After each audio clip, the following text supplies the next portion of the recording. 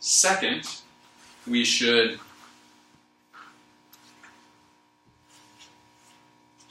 take out loans. Third, we should go to equity markets and buy more stock, or sell more stock, excuse me. Make sense? All right, we talked briefly about agency costs. This is the issue of we as the owners have agents who are the managers of a firm who may or may not be acting in our best interests. Agency costs. Our agent is costing us money because they're not doing something that's in our best interests. And in this particular point in the content, we talked about the idea of financial leverage forcing discipline on managers. So they have to make those consistent interest payments. They don't have time, they don't have room for extravagant projects which may decrease value. We talked about agency costs a little bit in later content, but just agency costs potentially cost the owners money because the agents are not operating in their best interests. Okay, reserve borrowing capacity, we talked about this. Keep a little extra so you don't have to ask for a bunch of money and freak the market out. Market timing theory, okay, just to add confusion, now that I've refreshed you on signaling theory, is the exact opposite, which means sometimes managers, if the price is high, they will sell stock and they will get a good PR person to say the reason we're selling stock is because we have all these great opportunities, not because we think the stock is overvalued. Just putting a different spin on it. Yes, yes.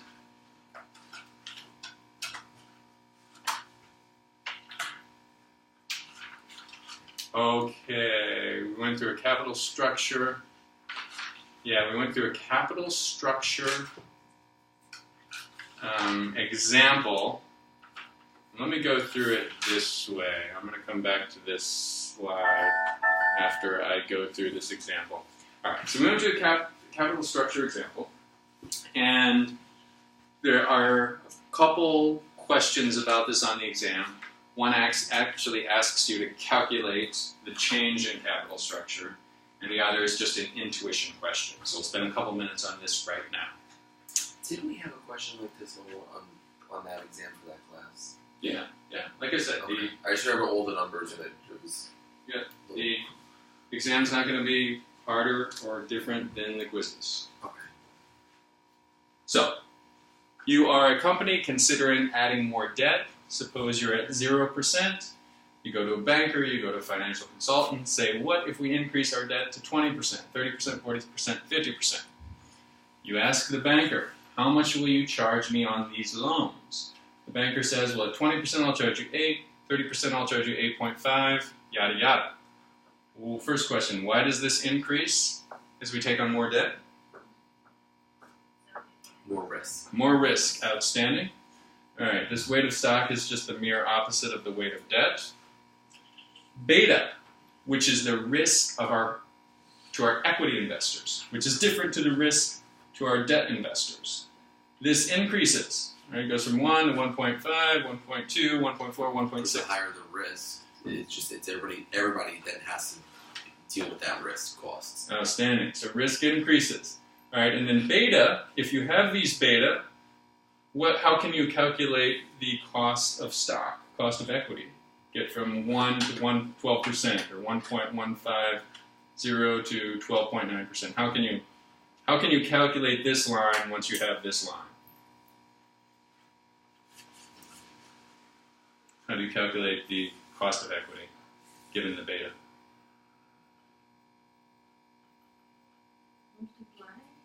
Multiply what? Starts with capital and ends with asset pricing model? So you would do like the 12, you would do the 1150 times 80%?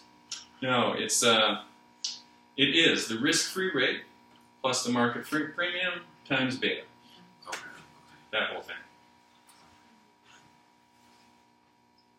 Make sense?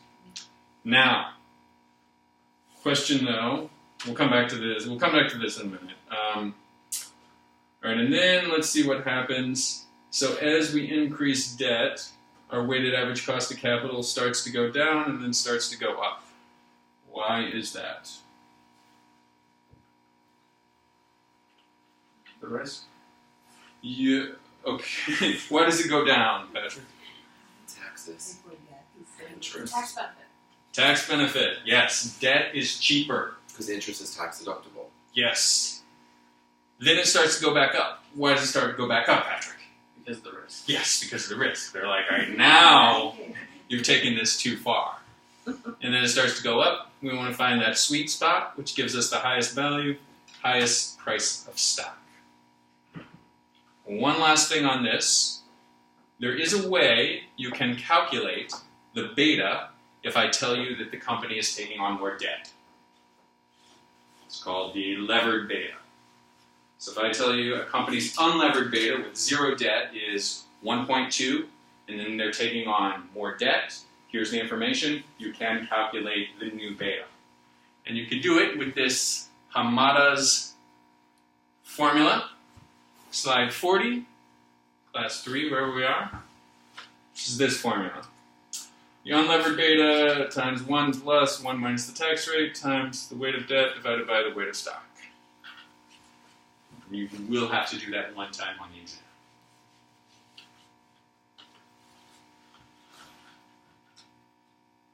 Okay, sound good?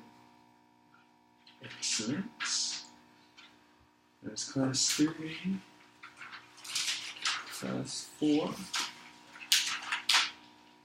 Okay. IPOs. Initial public offerings. This is a fun class. I enjoyed it. Alright. There are some advantages to going public. Liquidity. Right? Instead of having all your wealth tied up in this company, you now have stock, and you can sell that stock to people. Diversification.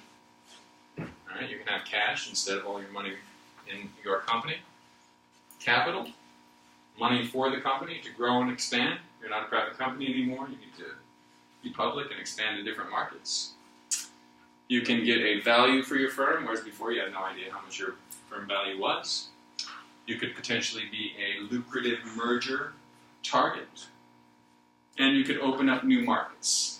The public awareness of going public, the publicity and whatnot that comes with that could help your business. There are some disadvantages to going public. You have to report to the SEC. You have to disclose things to your investors. Price risk. Right? You're going to establish a firm value, but it may not be a good firm value if your stock is not heavily traded. Owner control. You have other owners who may hassle you. And you have to keep them happy with investor relations. Investment banks. What do they do in this IPO process? Determine price. Just like you all could determine price. You all know how to determine value. All right? It's not that much different than what they do. They sell the shares to their preferred clients. They cover the stock, which means they have a respected analyst analyzing your company. And the analyst says the stock is worth this much. And people say, okay, the respected analyst is covering the company. I will buy it for this much. And they will make the market. They will hold shares so that someone wants to buy it, they can buy it. Someone wants to sell it, they can sell it. Value. Okay, investment banks.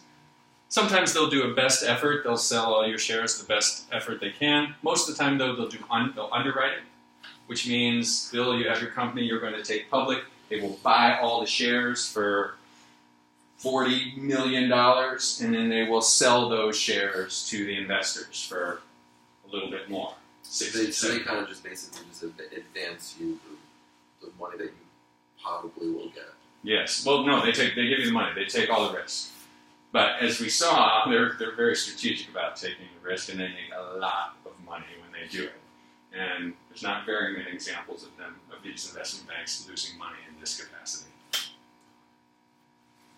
Sometimes they'll get other people involved and have a group of syndicates, selling group, doing this with them. All right, investment banking. When they are selling Bill's company for $40, $60 million, they will go on a road show. They will be in what's called a quiet period while they're on this road show. which means they will register Bill's company with the SEC, and 20 days after that, they can take the company public. 40 days after that, they can start talking public, they can start saying things that are not private, that are not on the prospectus. So in that 60-day period, they can only say what is in the published material on Bill's company. We talked about how very high net worth people, very influential customers of the bank are in the room in this roadshow. Supposedly, however, they cannot tell them anything that they are not saying publicly in the prospectus. Because that would be insider trading of some sort. Or information. Sounds right, yeah. And they will build their book. They will ask people to sign up. They'll say, Patrick, how many of Bill's shares do you want? They hope they are oversubscribed. They hope they get more interest than they can actually sell at this company. And because they want to be oversubscribed, they will typically underprice. They'll underprice this great company that Bill put his sweat and tears into for the last 20 years because they want to have more demand than they have supply. Because you all are preferred customers, you all in this roadshow, preferred customers maybe because you generate millions of dollars for the bank in other areas. And they want an honest interest of whether or not they can sell this stock. Because of this underpricing, there tends to be a run-up on price in the first day of trading. So we sell Bill's company for $60 a share. At the end of first day of trading, the shares are selling for $78. And then Bill's like, ooh, why didn't I get some of that money? Well, he's a little disappointed, but he's happy because he's a millionaire. He also accepts this what we call money left on the table, the difference between the end of the first day trading and the price that the bank paid Bill initially, because he likes the excitement that was generated for his company. He might be holding on to extra stock himself, and he's like, yeah, I'm glad this stock I left in my pocket is increasing in value along with all the other people, rich people who are sitting in the room in the roadshow. And he might want to take future offerings. He might want to go back to the market and say, I want to sell more stock. So if this goes well, then that's going to help him in the future. That's why he tolerates this money left on the table. And then we just enjoyed this example of the fees, the spread, and that kind of thing. I don't think you won't be tested on this. There was nothing on this in the quiz, right? Yeah. So, but it was fun. It was fun though. We looked at this Malibu Boats example where the costs. They got receipts of $98 million, but the company value at the end of first day of trading was $130 million. So they gave Goldman Sachs and the other investment banks $30 million, $31 million just for 5 or 6 months of work of knowing people. All right. Not bad. Yeah. All right. The SEC does certain things. They regulate initial public offerings. Remember, you have to register with the SEC 20 days before you go public, and you have to create this perspective by SEC regulations. SEC will also monitor reporting, monitor inside trading, arrest you if you manipulate the market, and monitor the process for proxy statements. If you're going to send a proxy statement to your shareholders, it has to be done a certain way with certain regulations. Okay, we talked about equity carve-outs. So these are slightly different than IPOs. Instead of the whole company going public, the equity carve-out would be a small section of the company, say a line of, let's say you make tennis rackets, and the division that makes tennis balls is going to go, you're going to carve that out. You're going to say, I want that part of the company to essentially go public. This has many of the advantages of going public. You can evaluate that line of business. You can give those managers incentives. There are also disadvantages, very similar to going public. There are underwriting costs. The pricing could be not favorable to you. Your management now has to deal with investors. You have these minority interest owners who are always hassling you, saying, make the tennis balls a little bit different. And you have to report to the SEC.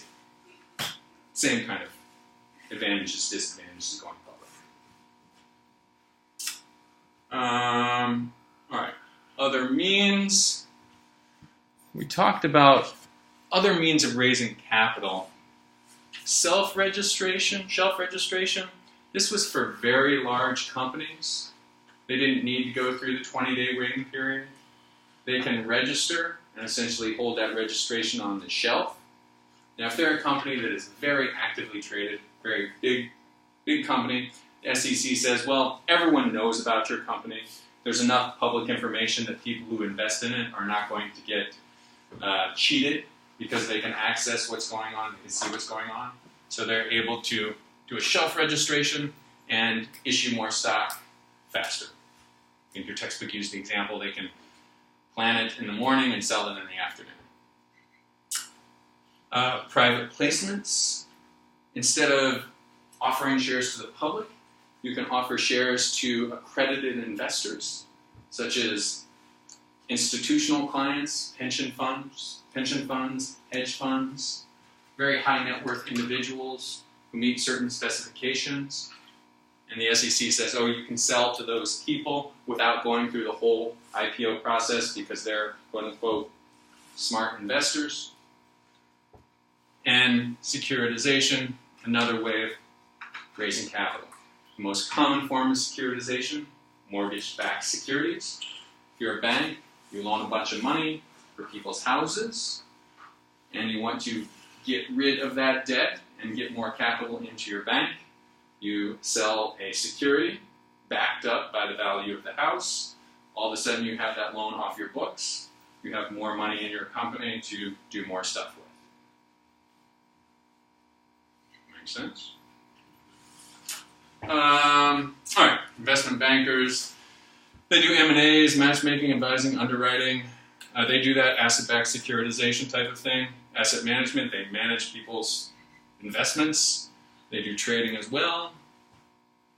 And we talked about a leveraged buyout, which is or going private, which is the opposite of going public. So if you're a public company and you are a private individual looking at this company saying, oh, this public company, the management is not very efficient. They're spending too much time dealing with the SEC and investor relations. I and my really rich friends or this bank that's going to loan me a lot of money, we want to buy this company, take it private, increase the value, and then sell it again a few years later. That's what we mean by going private. Some advantages. You don't have costs dealing with the SEC. You can get the management on board with you, the CFO, the CEO, COO. Yes, flexibility. Use financial leverage to increase your return. Okay. Got any questions? Am I going too fast? All right.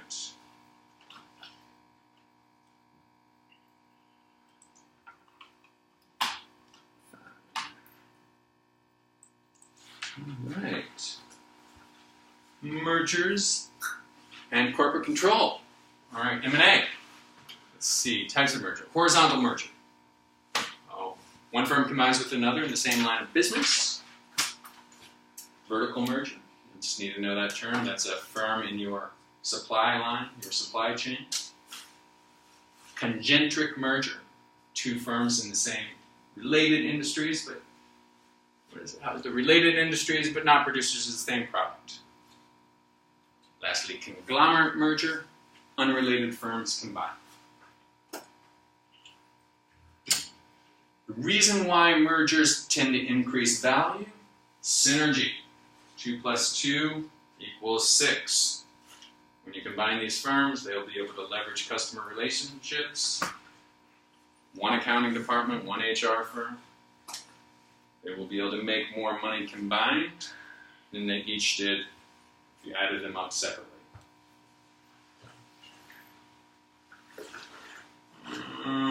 There are some questionable reasons for mergers. Sometimes managers have personal incentives. They want to become a bigger company for their own personal reasons. Sometimes they are just trying to acquire a firm to make it more difficult for them to be acquired and lose their jobs. Actually, one other questionable merger is diversification, or questionable questionable reason for a merger is diversification. The term a conglomerate merger is when two unrelated firms combine. Now, the management might say, well, we want diversification. In case things are slow in the tennis market, we want to be able to sell TV radios, something like that. Now, the argument against that is why would you, as an owner, as an investor in a firm, need a firm to diversify for you when you can easily buy stock in one tennis racket company and another TV radio company? You just want firms to do what they do best. It doesn't necessarily help the investor. It will often help the managers weather storms, however. All right, let's see. Friendly merger, hostile merger. Okay, so if we are going to merge with a firm, we need to calculate the value of that firm. We could do it by calculating the value, ways we've figured in the past with our value calculations, but we learned a different way in this class called the compressed adjusted present value. The thing with this is that throughout the merger process, the capital structure may be changing rapidly. So what we want to do with this case is measure the value of a firm if it had no debt, add the value of the tax savings if we did have debt, and that will give us the value of operations. Let me fast forward here to our example. Think about working this out. All right, so we've got a firm. We've got cash flows. Next year, the year after, the year after, the year after, the year after. This top line, this is the information we have. We're considering buying this firm. We want to know how much it's worth. So we're going to discount all these cash flows back to present value, and you will be given the discount rate of an unlevered firm. Now, in year 1, 2, 3, 4, 5, in year 5, we're going to assume that this company is going to stabilize, its capital structure is going to stabilize. And we know it's going to grow at a constant rate. So standing in year 5, we look and we say, how much is getting that cash flow forever at a rate that grows worth to us? And so we use a growing perpetuity to calculate that. So we look at this cash flow in year 5, standing in year 5, 2021. We say, how much is the expected growth rate? Well, that's what it's going to be worth the next year. We know also it's going to grow at a rate of 6% forever. So we use this value of a growing perpetuity. Does everyone recognize that? This is the value of a growing perpetuity. All right, and it's important to remember that standing in, so year 1, 2, 3, 4, 5, standing in year 5, we look at this 2194. How much is it going to be next year? Divide it by the cost of capital minus the growth rate, and that's what it's worth still standing in year 5, $418.3 million. And we're going to have to discount that back to present value along with everything else. And we're going to do the exact same things with the tax shields. We're going to have information that are going to say the tax shields in year 1, 2, 3, 4, 5 are worth this much. And then standing in year 5, going on forever, the taxes are going to grow at this such and such rate. And we're going to use the present value of a perpetuity in year 5. But that itself is going to be 5 years in the future. And we're going to discount everything back to present value. I'll take a breath there. Because that's fairly straightforward, but I know it can be a little confusing. Just a little.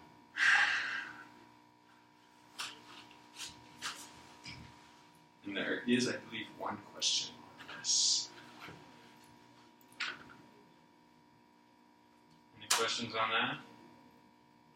So we just want the cash flows, we want the tax shields, and then this one little nuance in the end of the time horizon, we say, what's that worth using the growing perpetuity formula forever?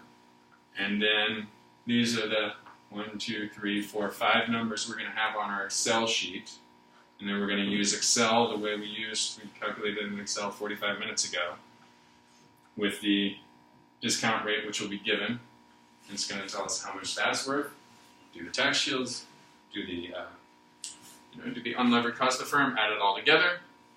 And you'll say, all right, the value of this firm, $344 million. All right, that's the value of those assets. This company is generating $344 million worth of assets. Now there are two sets of owners to this firm. There's the stockholders, and there are debt holders. The debt holders may have a small piece of that. So if we want to calculate how much we pay for the stock, we subtract off what the debt owners own. So say there's $55 million of debt. All right, that means the stock itself is worth $289 million. We divide that by the number of shares, and we'll get a share price. And in this example, we divided by the number of shares, and we got a share price of $14.47 per share. And we crunched the numbers. We said if we buy this firm, it's going to be worth $14.47 a share. And guess what? The current share price is $11. That's good. So let's offer them $11.50. Unfortunately, apparently it doesn't work out quite like that. Once investors smell the merger, they're like, ooh, we're gonna clean up on this. The investors say, we want all the synergy value.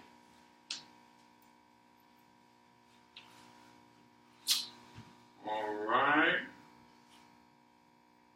Okay, we assumed a higher tax rate or more debt, and we said, wow, look at how much more money we can make if we use more debt. But it was just the same calculation. Oh, okay. One other thing that was fun for us to talk about. Sometimes a company will engage in defensive merger tactics. They will change their bylaws. I gave that silly example. They might create a rule where you can only elect one board of directors every year, and there are 10 board of directors. So even though you take over the company, you're going to be stuck with these folks for 10 years. You could appeal to the stockholders, say you shouldn't take this deal. They're only offering $11.25, and they're going to come in, they're going to break up the company, and that's not what you want. Maybe it is, maybe it's not. Antitrust issues, they could go to the federal government and say, now we care about antitrust issues, especially if this merger goes through. Purchase to increase price. Oh, purchase, yeah, we talked about a firm that's being acquired could buy another firm in the process to increase their price or make it more difficult for them to be acquired. Find a white knight, someone to come in and buy the shares, someone who you like, who's not going to break up the company or is not going to fire all the managers. Or you could find a white squire, which is someone who has enough money, not necessarily to buy the whole company, but enough money to just block the merger, buy enough shares that another person cannot take them over. All right, divestitures. All right, so when we talked about IPOs, we said there's a little different version of an IPO, which is an equity carve-out, which is where you just take a piece of the company public. Mergers, it's the same type of thing. You can merge with a little piece of the company. If you're a company, you can sell off a little line of business, sell off a subsidiary. You can spin off a subsidiary by giving stock to the existing shareholders. Say we used to be one company, now this department that makes tennis balls is a whole separate company, and here's your stock, your ownership in that company. Carve out, subsidiary, I don't think we talked too much about this. Outright liquidation of assets. Alright, just sell everything, I guess. Holding companies. We talked about this idea of holding companies and a couple different advantages. So you have a holding company. All right. and you have three companies, A, B, C.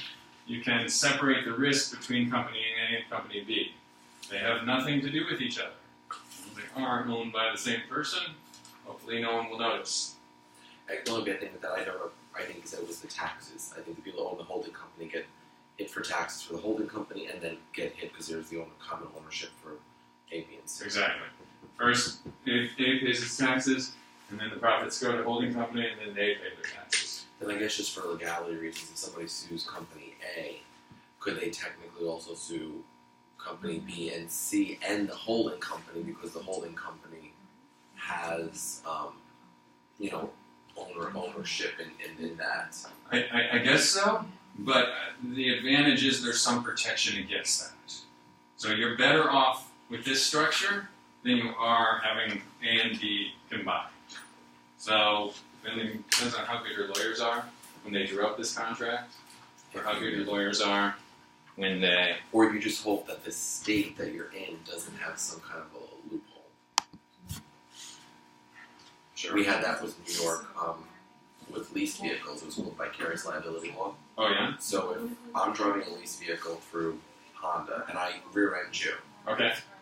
you can sue me, the driver of the vehicle, and then you could sue Honda Okay.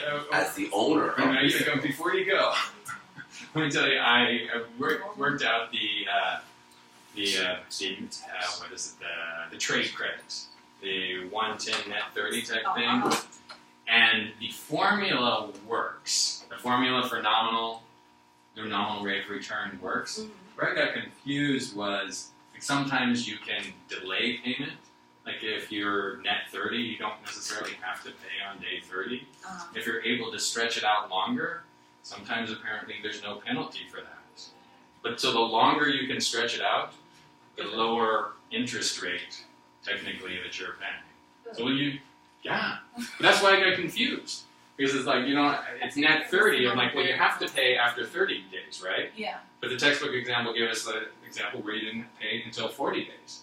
And that's just the longer you take, the lower the interest rate becomes. So we'll still use the same formula. So it benefits you to take longer? Yes. Yeah, it's like, what's the supplier going to do? Say we're not going to sell to you anymore? Yeah. Say you pay this fine? I guess if they want to make the deal, they're like, okay, now you can have a longer. Yeah, I guess that's what's implicit in the question is that you can take longer to pay. All right, but great having you in class. So see you another time. All right. Okay, great. Moving right along. How's everyone? Going to take a break? Good? Yeah? All right, you're good. 6. All right. Okay, what do we got here? Dividends and repurchases. Okay, so sometimes you're going to give money back to your investors in the form of a dividend, or you're going to want to repurchase stock. Okay, let's talk about theories of investor preferences for dividends. First is dividend irrelevance, which says investors don't care. Right, if you give them dividends and they want the cash, they're like, great. If they don't want the cash, they'll just use that to repurchase shares. So why would they care? Well, the reason they would care, tax implications, brokerage costs. They would have to pay taxes when you give them the dividend, and they would have to pay a broker to reinvest in the firm. So they do care. There's another theory, dividend preference, which says that investors prefer the money now. We saw the empirical evidence, which states that in some developing countries, investors like dividends because they have less protection if something goes wrong and they lose out on money. We looked at a tax effect dividend payout theory, which says that investors like a lower payout so they don't have to pay taxes. We use that example. If you're investing for the long haul, 20 years, and you have to pay taxes in the middle of that at year 10, that lowers your asset base. And if you don't have to pay taxes, you're able to accumulate more money essentially money that Uncle Sam will get one day, but in that interim, you get to earn interest on that money. Alright. Clientele effect. Alright. This states that clients, investors in a firm, like a certain dividend payout. If they want dividends consistently coming to them, then they will invest in a firm that consistently pays a dividend. If they don't want dividends, they will invest in a firm that never pays dividends. And if you do something that upsets your clientele, sometimes they'll be mad. So, firms like to stay consistent with their policy. We used a model to calculate the amount of dividend you might pay, called the residual distribution model. This was the distribution, the amount of the dividend, is calculated by taking your net income minus the amount of equity you need for capital projects. We further broke that down by saying, well, what is your capital budget for the next year? How much of that is going to be funded with equity investments? And we're going to take the difference between our net income for the next year and that amount, whatever is left over, we're going to pay out as a dividend. And I think there is one question on the exam about residual income. And you can look at this example, take a look at your equity ratio, your capital budget, your net income. All right, how much of that capital budget is going to be funded with equity funds? Well, it depends on your equity ratio. All right, you calculate that, and whatever's left over, you'll pay out in dividends. Makes sense? All right, signaling hypothesis. Another nuance on signaling hypothesis. We talked about the fact that when a firm declares a dividend and says, we're going to start paying dividends, the market says, wow, that's good news. This firm must have a lot of money. They also like it when a firm consistently pays dividends. The opposite is also true. When a firm says, we're not going to pay a dividend this year, sometimes that can send a negative signal.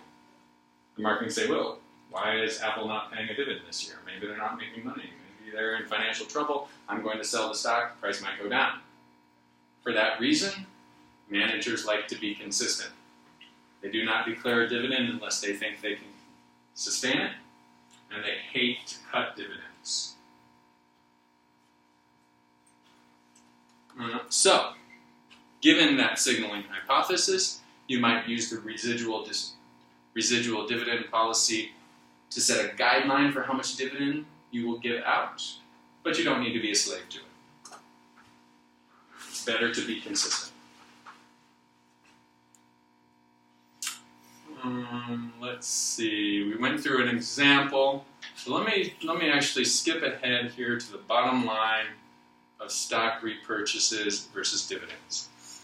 We found for a stock repurchase, the stock price does not fall at the time of the purchase, but the number of shares falls. So for a stock repurchase, it's like you're taking a little piece of the pie away. It does not affect the size of anyone else's pie.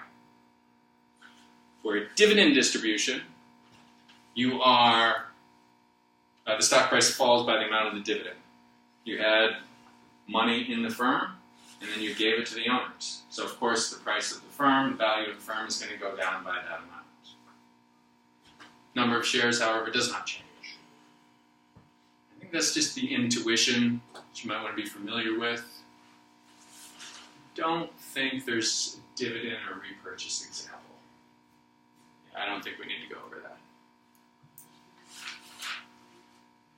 Stock dividends and stock splits.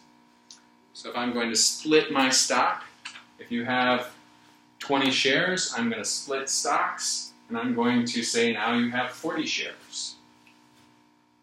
This actually doesn't change the value of your investment, but is often a positive signal, meaning I think the value of this company is going to go up, and I don't want your share price to get too unmanageable. Stock dividend is similar. Instead of an outright split where I give you 2 to 1, I may give you, 1 stock for every 10 that you have. something like that. Also, in theory, stock dividends do not change the value, do not change your wealth, but they're a positive signal. Okay. Dividend reinvestment plan. This is the situation where if you don't want to deal with dividends from your company can automatically reinvest those dividends into more stock. Now this saves you the hassle of dealing with a bunch of checks for 20 cents at tax time and keeps you invested in the company. Disadvantage though is every time they do that, you need to pay taxes. And you'll get a little, you won't probably mention in class, I mentioned I didn't even know I had gotten dividends until I saw a note from my accountant saying I had to pay a slightly higher tax rate for these non-qualified dividends. So there is that disadvantage, but dividend reinvestment plan can save you the hassle and get you reinvested in the company. Any questions? All right. I think that's it. Fantastic. Okay, class 7. That's the class I missed. Good night. Okay, good night. Thank you. All right, we got leasing. All right. So, what do we talk about? Leasing, types of lease. We talked about an operating lease versus a capital lease. And an operating lease is, for lack of a better term, a real lease. A capital lease is a lease in name only and a disguised loan. So if the lease is a capital lease, also kind of called a financial lease, then you must capitalize that lease. You must put it on your balance sheet. If we have a lease that is long-term, non-cancelable, you're responsible for maintenance, that is like debt. It's like you owe money. It's like you have that liability, and you are required by the SEC to capitalize that if it fits certain criteria. In addition to that, if a lease is actually a loan in disguise, the IRS says that is not a guideline lease, that is not a tax-oriented lease, so you're not going to be able to deduct the full lease payment for tax purposes. You're only going to be able to deduct what would have been the loan payment for tax purposes. So we talked about leasing as a substitute for debt.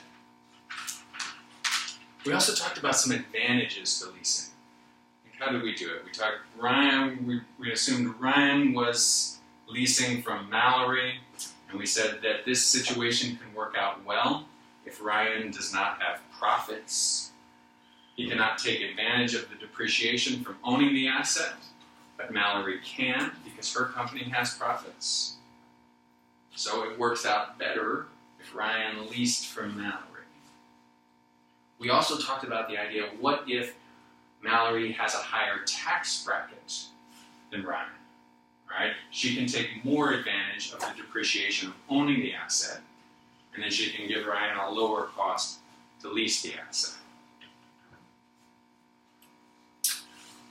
All right, back on capital structure. For accounting purposes, okay. So if we have a capital lease, we must put it on our balance sheet, capitalize it. All right. We talked about these criteria that the Financial Accounting Standards Board, under which they would require a company to put a lease on their balance sheet. So in my company, if I'm leasing certain assets, if they fit any of these criteria, then I have to put it on my balance sheet and say I own that asset. And we don't really need to think too much about these other than these are indicators that this is a loan in disguise. So if it is a loan in disguise, we need to capitalize it with the present value of all lease payments on our balance sheet. And then the same thing with the IRS.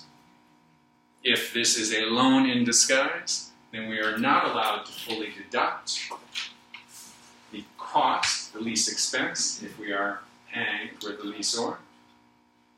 We are only allowed to deduct what would be the interest payments if we owned the asset.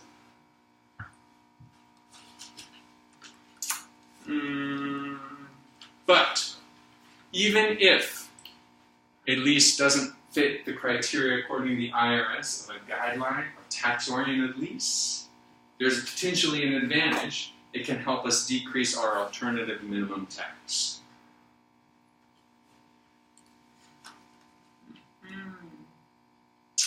Okay, I believe there is a lease versus buy example on the exam.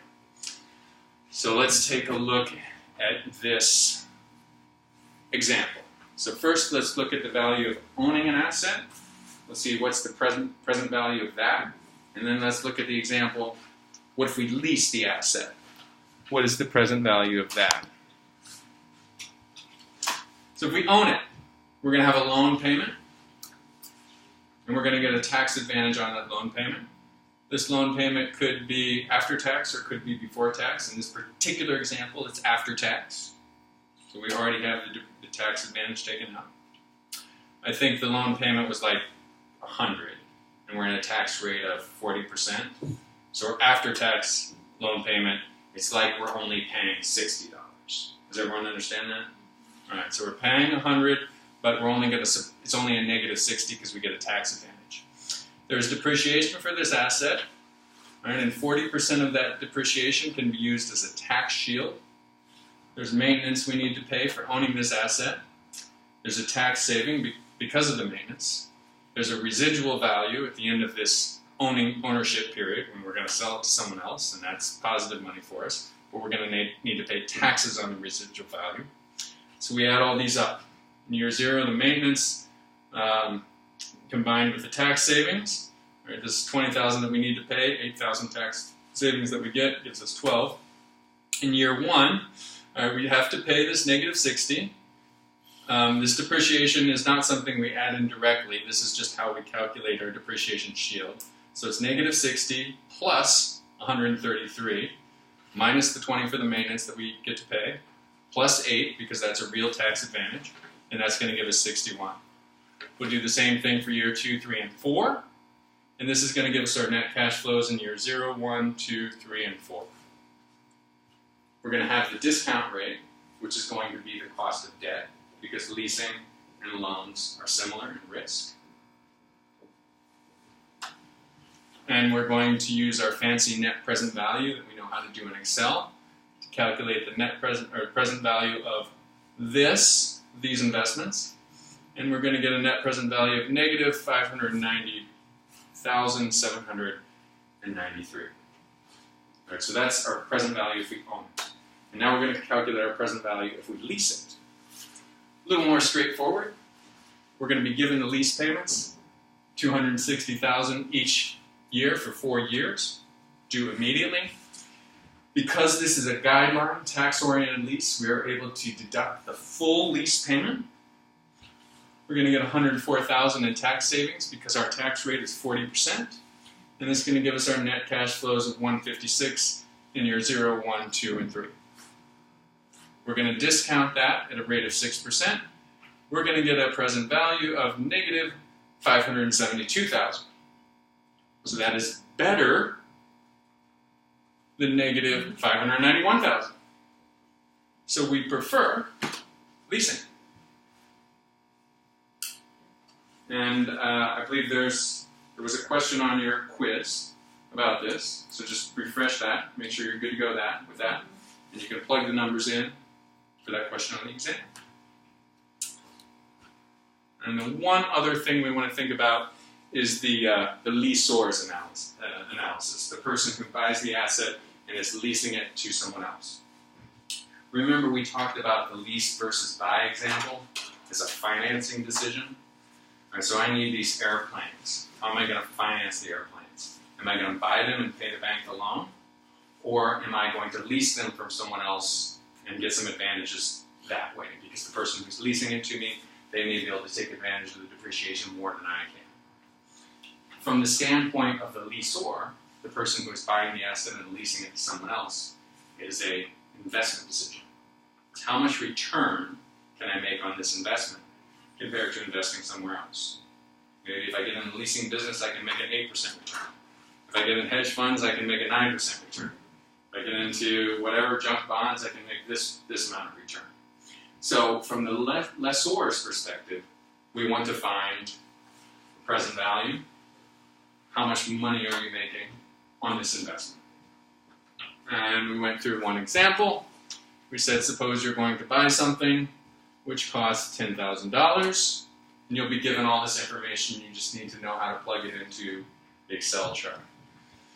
You're going to pay $500 a year in maintenance. If this were the way you would set it up, the question would say maintenance payments that begin immediately. You're going to get a tax saving because maintenance is a deductible cost. You will be given information about how much you can depreciate this asset. You're going to multiply that by your tax rate, and that's going to tell you how much your tax shield is worth. Someone's going to be paying you a lease payment. You'll be told what it is, and you plug it into your chart on Excel. You're going to have to pay tax. That's income. You're going to have to pay tax on that. And there may be a residual value where you can sell this in the last year, but you are going to have to pay taxes when you make that sale. That's going to give you net cash flows at the end of the year. You're going to put all that back to present value, and you're going to say, I've got an NPV at the discounted rate that was appropriate for this problem. If I have a positive NPV, yes, do it. Buy the thing and lease the CMR.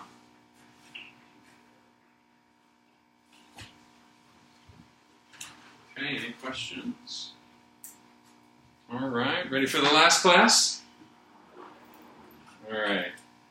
So this last class, I was excited about teaching it last week, but I feel like I saw a number of blank faces. So I hope I taught it effectively, because I think it's interesting in that we can peel apart those nuances of free cash flow and working capital. I feel like we've gotten to a point where we can appreciate it, but I also see that it's tedious. So I'll try to go through the highlights of it now and make it as exciting as possible. All right, supply chains and working capital management. All right, we talked about this idea of free cash flow being a key factor in value. And we calculate free cash flow based on our net operating profit after taxes, but also we need to subtract off required investments in operating capital. Now that could be a couple things. One, we could buy a building. All right, that's not going to affect our revenue, but it is going to affect our free cash flow. It's going to decrease our free cash flow. If we have to buy a building every year for $1 million, that's less free cash flow that our investors, our owners, are going to get. Now, the nuance here is we said also if we have to increase our working capital, that is going to decrease the amount of free cash flow that our investors get. And we can increase our working capital with a couple of ways that are dangerous or particularly problematic. One is inventory. If we increase our inventory drastically, that is going to decrease our working capital. If we increase our accounts receivable drastically, that is going to decrease our free cash flow. Or, if we decide we want to pay off our accounts payable faster than we need to, that is going to decrease our working capital. Or decrease our free cash flow. Decrease our working capital, which decreases free cash flow. All right. I'm going to come back to this. But since I'm on a roll with decreasing our working capital, specifically, we had a metric to evaluate how effectively we're managing that working capital. And we called this our cash conversion cycle, which is our inventory conversion period plus our average collectible period minus our deferrables payable period. So, how long does it take us when we buy a piece of inventory to get that sold? How long does it take us once we sell that inventory to collect? And then how long can we hold off the creditors before we need to pay them when we initially bought that inventory? The longer the better. The shorter the better for inventory conversion, shorter the better for average collectible conversion, Longer the better for payables deferrable period. Because we want this cash conversion cycle to be as short as possible. And you'll have to calculate cash conversion cycle. I will give you information on that, and you'll calculate the different components of it. And they are inventory conversion period, inventory, divided by cost of goods sold per day. You'll be given COGS. You may have to divide by 365 to get cost per day. Average collectible period. Receivables divided by sales per day. Payables, deferral period. How much is our payables? What is our cost of goods sold per day? We put that all together in an example, and we can calculate our cash conversion cycle.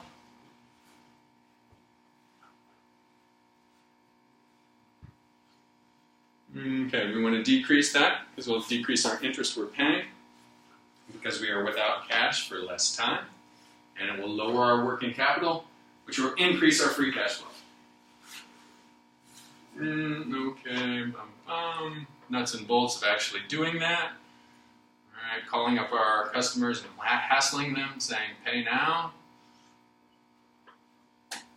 All right, trade credit. That's what I was telling Alexandra and Mallory as they were walking out the door. We went over this issue of if you are buying money from suppliers, they may offer you trade credit. You don't have to pay right then and there. They may say, I'm going to sell you this on these terms, 110 net 30, which means if you pay within 10 days, I will give you a 1% discount. If you don't pay within 10 days, I expect the entire amount in 30 days. So the question is, do you want to take that discount? Well, let's calculate what that is worth. What is the interest rate you are paying by foregoing, by taking the extra 30 days. So that extra 20 days, what interest rate are you paying? And what I was saying to Alexander and Mallory before we walked out the door, sometimes you can take even longer than the 30 days. Your textbook gives you many examples. If you can take 60 days, you can take 70 days, then what's the supplier going to do? They'll call you and harass you. But as long as they keep selling to you, then you're getting a lower nominal interest rate. Sometimes they charge a penalty, though. If they charge a penalty, then you're going to have to work that into your calculation. But the question on your quiz, which you took for today, and the question which you will take on the exam, there's no penalty for paying late. Right? The question doesn't say anything about a penalty. And incidentally, if anyone got that wrong on the quiz today, I will change that because there was some. You got it right? Good. Because there was some confusion, I explained it in a slightly awkward way. I misexplained the way this works, but the reason I misexplained it is because sometimes you can take longer than the net 30. All right, so calculate the nominal rate, discount percentage divided by 1 minus the discount rate, times 365 divided by the days taken minus the discount period. So, discount percentage is 1%, because you're going to get 1% if you pay within 10 days. 1 minus 1 is 99. 365 divided by the days taken.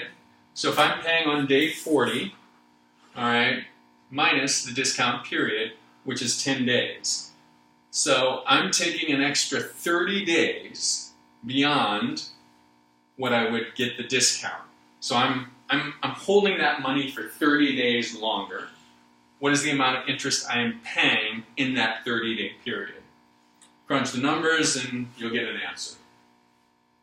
And like I mentioned to Alexandra and Mallory before they walked out the door, the longer this period is, the better for you. All right, the better you're able to manage your money supply.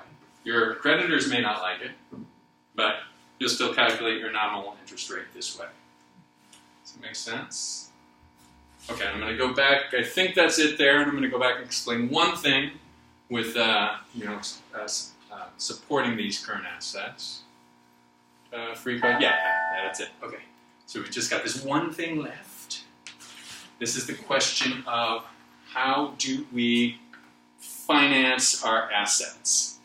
So we're a company, we have fixed assets, we have permanent assets, and depending on the cycle, the business cycle, we may need a little bit more inventory, we may need a little bit more in our accounts receivable, So we're going to have what we call temporary current assets. Question, how do we finance those assets? 3 methods. The maturity matching method, the conservative method, and the aggressive method. For the maturity matching, says we want to manage our permanent assets with long-term stocks and bonds. And we want to finance our temporary assets with short-term loans. If we need some inventory for the next 30 days because we need stuff for the holiday season, then we'll get a short-term loan.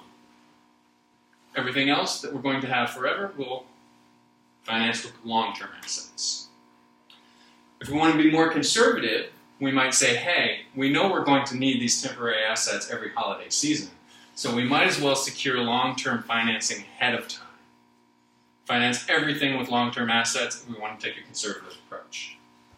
If we want to take an aggressive approach, we might finance all of our temporary current assets with short-term loans and some of our permanent assets with short-term loans. Now we're taking a risk because we know we're definitely going to need to finance these permanent assets, and we're hoping that interest rates aren't going to increase, our credit's not going to dry up. Any questions? All right, so I'm going to do what I'm going to do at this point, and I'm going to take a minute, 5 minutes or so, 10 minutes to just sort of break, refresh, but I will be here and I can go through the quizzes one by one, or we can go on specific quiz questions that you have. If you feel like you've gotten enough out of the review already, then you're welcome to leave. And the exam will be available later tonight when I get home. I'll make it available to you. Please complete it by next Thursday at midnight. All right, so if you decide to stay, I'll be back at 8:15, and we can go over whatever quiz questions you like. If you're leaving, then I guess say goodbye. Is everyone leaving already? Yes! I'm going to see you again. All right, great having you in class. Fantastic. All right, you leaving? Yes. Oh, great having you in class. You leaving, Sasha? Nice to meet you. Oh, Oh, you yeah. Actually, Mwah. You're leaving? All right, that's fine. You don't need to stay for my benefit. But great having you all in class. If you change your mind, I'll be here. But if not, good luck on your exam. Thank you. Thank you. Thank you.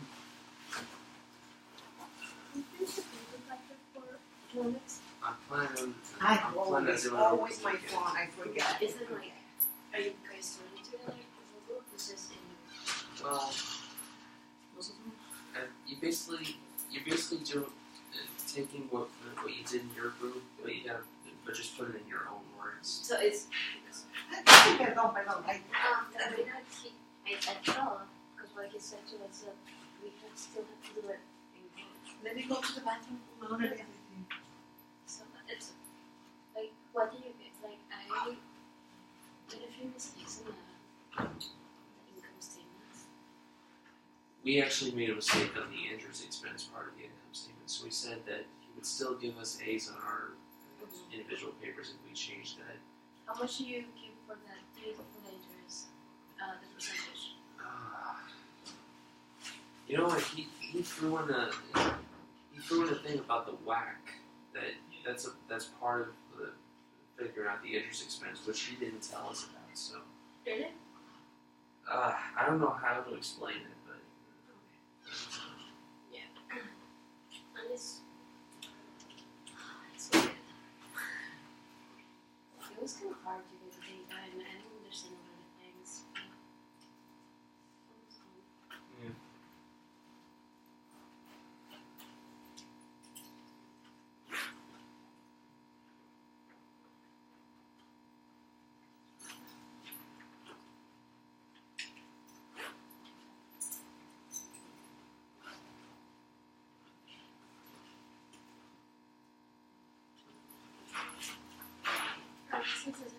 see it. Bye.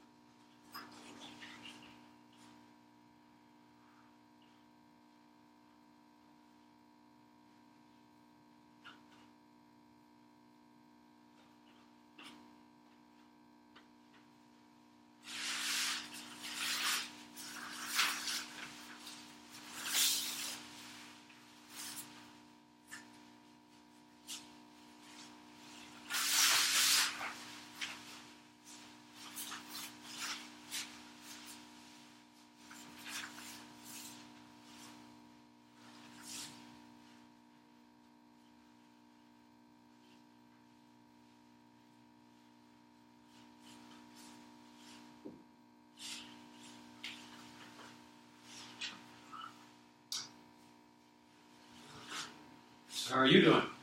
Good.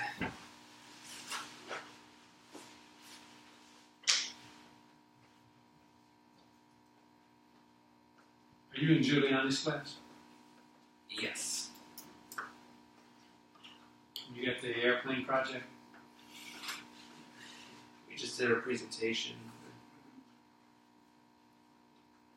We did it at drugstores when I was in this class.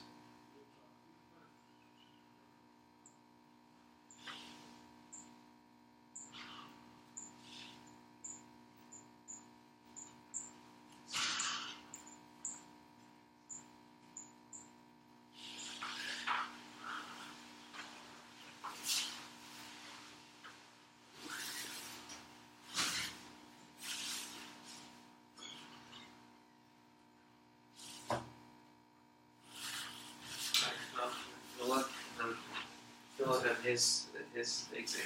I'm sorry? Good luck on his exam. Oh, actually, I'm not taking the exam.